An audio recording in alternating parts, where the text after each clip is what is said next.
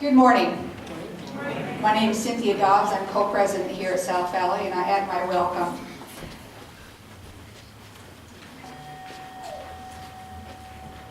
Come, whoever you are. No matter what your age, your size, the color of your eyes, your hair, your skin, you are welcome here. No matter whom you love, how you speak, or whatever your abilities, you are welcome here. You are welcome here whether you come with laughter in your heart or tears. You are welcome here. If you come with an open mind, loving heart, and willing hands, you are welcome here. Good morning. I wonder if you can hear the echoes from the Halloween dance and from the children's parade as they paraded around this sanctuary yesterday. I was so sad I couldn't come yesterday and see all of the exciting fashions that appeared. But it is wonderful that this place is used for worship and for parades and for all manner of singing and festivity. Today is a happy day. We have, as of today, paid off our commitment to the endowment that we gave them, that they helped loan to us in order to put the solar panels. So the solar panels are in the clear.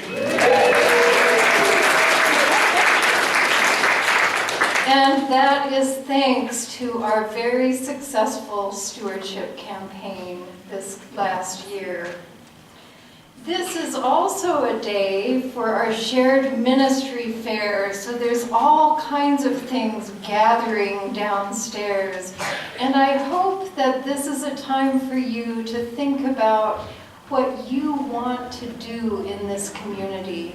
And if you're doing something right now that just feels a little old and sad, think about changing. I always wanted to think about our committees, if we could do a kind of musical chairs every once in a while, and everyone could just run around and find a new place that felt fun.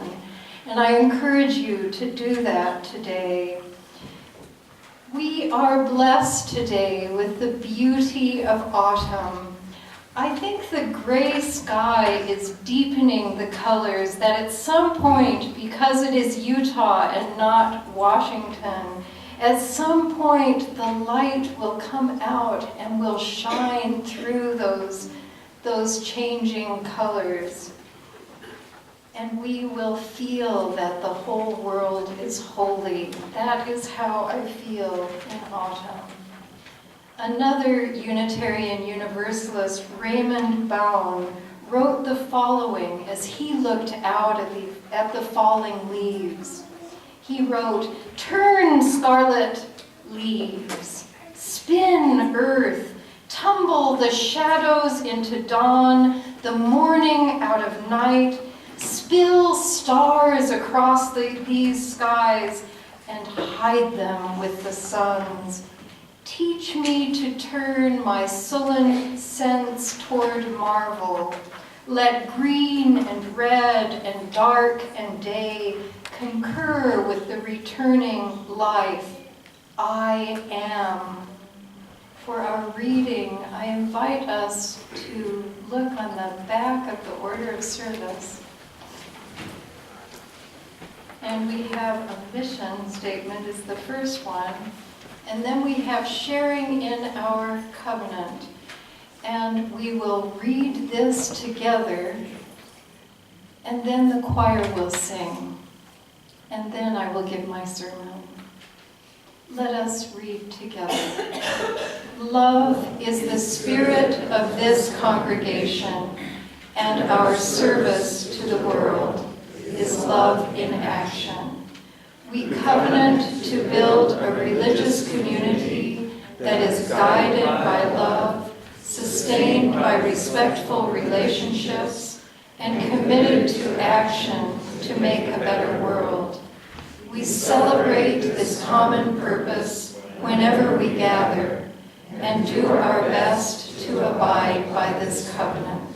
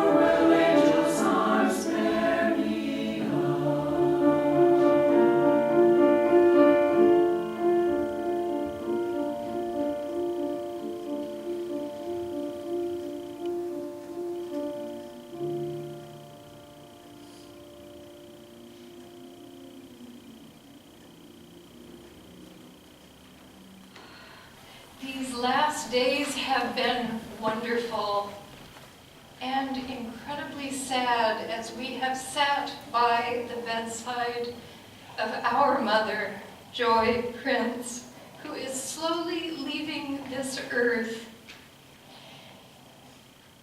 Beliefs, except she keeps wondering if her husband will be there. That seems to be very much on her mind. But other than that, beliefs are not really playing a role right now. The greatest concern that keeps coming up with all of us has been around human relationships. How well have we loved one another? How did we mess up? Are we forgiven for those times we did? And can we forgive the times they did? These are the questions that weigh on our minds. And the answers sometimes buoy us up because thanks to serving at this congregation, Lou and I have had 2 years to share with her mother, our mother. It was during that time that I began to think I wanted to call her Mom. We were staying with Joy right after her husband died. It was the time of the funeral when I heard about this ministry in Salt Lake City. And since Joy has a periscope into our lives, she always knew when things were not going well. This has been going on for about 5 years. All of a sudden, she started to know, and she would call us. And Joy is a prayer. She has some kind of connection with the beyond. And so I asked her, I said, what do you think about Lou and I going up and being in this South Valley congregation? And if you pray and you hear something, let us know what you hear. And so she prayed and prayed and prayed. And what was so interesting is that she really wanted us to come here. But she really was listening for an answer, and she was open to whatever would come. And finally, she said, she kept saying, I'm just not getting anything. And then she said what she said, I can't really know for sure, but I think you're going to be okay up there. That's the feeling that I'm getting. And she was right. We have been okay up here. And she has been an amazing support. She was the one we talked to. She was our talking person through all those times. And we had time to laugh and cry together and eat chocolate. Her husband was a dentist. So before he died, she could not have many sweets in the house. So we would go shopping together, and half of the grocery cart, especially at Costco, we would cruise the chocolate aisle, and she would buy great bags of it. But these times together, they made us grow closer, and they make it harder for us to see her go. It's harder because we love her more. Our 3 hearts expanded during the past 2 years, and that makes it easier too, because we were able to work through some old difficulties. You can't imagine what it must have been like for her 31 years ago when her daughter announced to her that I was the love of her life. And Joy was somebody who she was an amazing seamstress. And the crowning glory of her sewing career was going to be the wedding dress. And she had collected patterns. And so for Joy, this was a huge disappointment. And then last year, when we finally did get married in Santa Fe, and Joy was not well enough to come, but her love was around her, and it was a beautiful love. And she went to us, sat at a table with us at an Equality Utah banquet down in St. George, and surprised the other relatives in the way that she opened her heart. Francis David, do any of you know that name, Francis David? He was a Hungarian Unitarian in the Middle Ages, and he said this thing that really resonates right now. You do not have to think alike to love alike. And I would add, you do not have to believe alike to love alike. And I believe that it is this work of loving alike that is what our Unitarian Universalist congregations, our communities. That is what this is about. As a Unitarian Universalist minister, I get weary of people who tell me that being a Unitarian Universalist is easier than being LDS or Catholic or Presbyterian or on and on, because I think it might be harder to truly be a Unitarian Universalist. You know, most churches are around beliefs. Children learn the Articles of Faith or the Apostles' Creed, and for many of us gathered now in this sanctuary, some part of that belief became a stumbling block. Sometimes the whole belief, but sometimes it was just a part of that belief that became a stumbling block in our own spiritual journeys. I remember the last time I was asked by a church leader if I adhered to a bunch of beliefs, and while he was asking me, the room was spinning around and I was feeling really nauseated because there had grown in me a strong, and I love these words, cognitive dissonance. And I wasn't sure what I believed, and I didn't want to just say, I do believe, even though that would have been so much easier. I didn't know how to reply to that leader and how to keep my own sense of personal integrity. And for me, that was a kind of epic struggle that led me along a path that brought me to this place right now. And it was a hard, hard struggle. That feeling of disconnect in my mind and heart was an important sign to me that I needed to find a new way to live. And I'm happy to say that historically, Unitarians and Universalists have valued that feeling of cognitive dissonance that so many people began to have in the 19th century when they would gather and they would try to make a list of what they could all believe in common and agree with.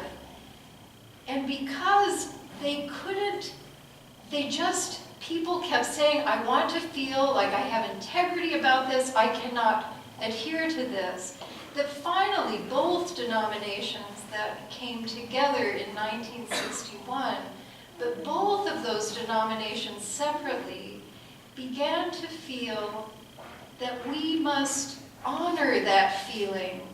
And in order to honor that feeling, we have to say that beliefs are something that are left up to the individual. But for many churches and for many people who come here, there is this question. If we take away common belief, what is left? What do we have? And many people who I speak with say, there's nothing there for me if the belief is gone, if the belief is not shared in common. But I say that moving away from finding a belief that is true to all makes us turn our attention towards how we are with each other. And I believe that that is what Jesus was teaching us. And I believe that that is what the Buddha had in mind as well. Most religions, at their core, is about how we are with each other. I believe that Muhammad, my friend who is Muslim, often talks about, she's such a storyteller, she tells these wonderful stories that Muhammad told, or that are told about him, that are about the way we treat one another. All the way back in 1648, how many of you have heard of the Cambridge Platform? Sounds very hoity-toity, doesn't it? Well, if you can get over the name, it's about what the Pilgrims, who are also ancestors of Unitarianism, I mean, that we kind of sprang out of that line in many ways. They wrote this: "We pledge to walk together in the spirit of mutual love. The spirit of love alone is worthy of our ultimate, our religious loyalty." This concept is still at the core of what it means to be a member of this Unitarian Universalist congregation. And because our denomination doesn't adopt one covenant like that covenant for all of its congregations, we had a chance to write our own, and that is what we read in our reading. I want you to just look back at that. This covenant, does anyone need one? I know you do. I see you trying to peek over something. I think I have an extra. Here, Chris. Does anyone else need one? We have plenty of programs. This, and if you have ever seen a congregation, experienced a congregation trying to find words they share together, Unitarian Universalists, this has blood on it. At least a lot of dialogue back and forth. So these words were chosen carefully. Love is the spirit of this congregation, and our service to the world is love in action. We covenant to build a religious community that is guided by love, sustained by respectful relationships, and committed to action to make a better world. We celebrate this common purpose whenever we gather and do our best to abide by this covenant. Are there any words that really pop out at you in this covenant? Love. Respectful. Yeah, respectful. What? Action. Yes, action. That was something I noticed with the Cambridge platform. They're saying walk together, move together. They're not saying let's all sit together. We are in the process of something, and it is how we are with one another. I wonder, what does this love in action look like?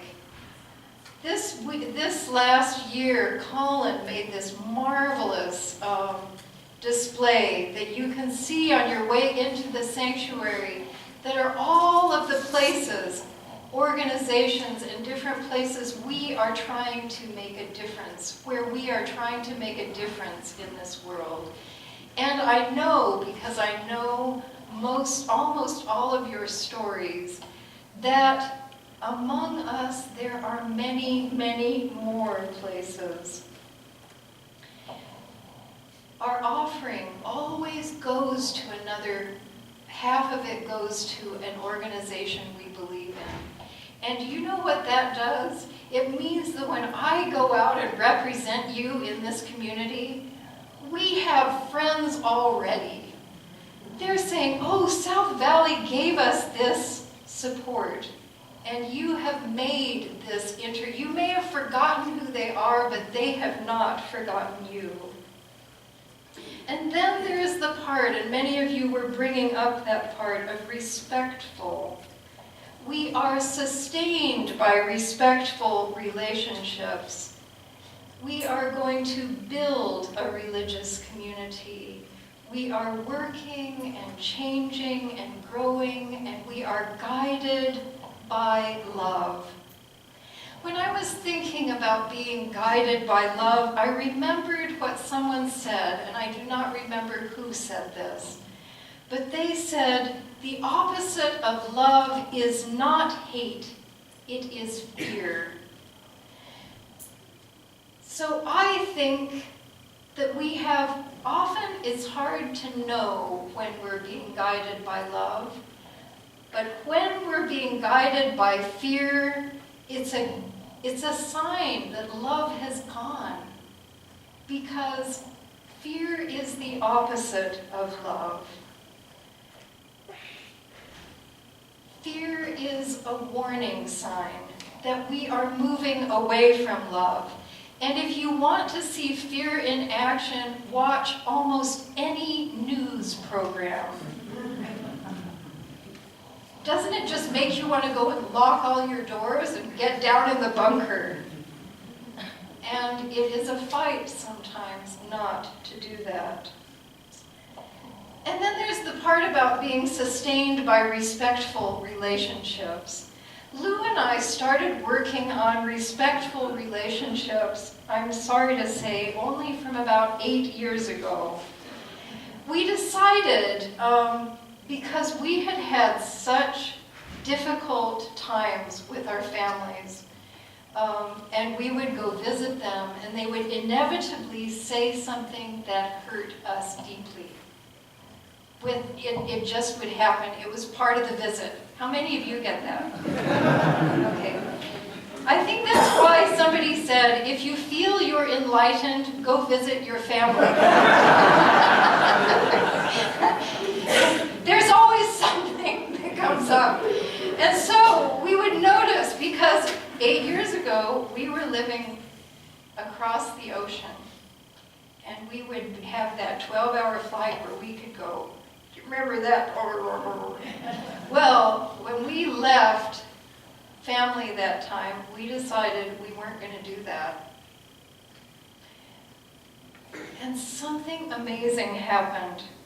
I've been trying to understand this in light of what's happening now with our mother dying and feeling so sad, but so good in some ways. And I think that what happened 8 years ago, that there was this shift where we decided not to say bad things, even if they were outrageous, because there was usually something that was like completely outrageous, and I can't tell you what it was, but there was usually something, was that by keeping respectful of them, they had room to change. So from about 8 years ago, surprise, surprise, they started to change as we changed the way that we acted privately. We would never have said those things to them. It was total passive aggression. But something shifted in this universe and brought us to where we are right now. And this has made me wonder about the awful disrespect we hear about our political leaders. And I wonder if that disrespect that we just take for granted now, that I notice because now I voted for this president, but of course I didn't notice with the other president, who I didn't like, you know. But that there is this level of disrespect that we have grown to think of as just normal. And I wonder if there isn't a correlation between the level of disrespect and that enormous divide. That people don't seem to be able to change. And when I prayed at the Senate, because I was asked to open the session of the Senate, I prayed that, I said that I wanted all to have open ears to opinions very different from their own. And this Democratic senator came up to me and said, "They really needed that." And I said to him, "We all need that." So I think that that is probably some of the biggest work we can do to try to gain that communication is to stop ourselves from doing that, to try to not be a part of that awful disrespect. It's very troubling when we have these rallies, that there's so much disrespect for our leaders, because it creates an us-them situation. And so if they do something that's what we want them to do, then we're winning. It becomes win-lose and a horrible situation. So that is my charge to you, is to try to be respectful of all people. And I wanted to put a little PS here. This, for me, becoming your minister, is one of the first times for me to be in a visible leadership position. And I'm asking you to be respectful towards me, and I will be respectful towards you. I think it's a funny thing when you cross that line into leadership. It was probably the worst thing for me as I looked ahead, is I thought, wow, people are going to be able to say horrible things to me about me and not realize that I actually do bleed. So I'm asking you, because I think for the sustainability of our community, I think speaking respectfully about each other and about me, and I will about you. And if we slip up, I love that part in there, do our best, okay? We're going to all do our best, and we're also going to hope that next year that's a little better, and the next year that's a little better, and then we're going to slip up. We're going to talk about the offering when we're trying to light the chalice, and we're going to, we're going to do things. It does happen. Unfortunately, from a very young age, I've known I was imperfect. And I think all of you are as well, and I think that's actually a wonderful thing about being human, unless it's you. It's always fun when it's somebody else. Then there's the part towards the end of our covenant when we talk about celebrating. We celebrate this common purpose. There is joy in this covenant. When we celebrate this common purpose whenever we gather and do our best to abide by this covenant. And those of you who've never been to an auction or a big event, this community knows how to celebrate. My sweetie Lou hates parties, and she stays at the auction from beginning to end. So this is proof that we are very good, because honestly, she's somebody after 30 minutes, she goes, I'll be up home.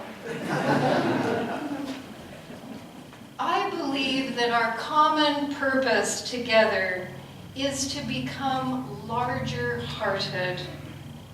And that means trusting one another.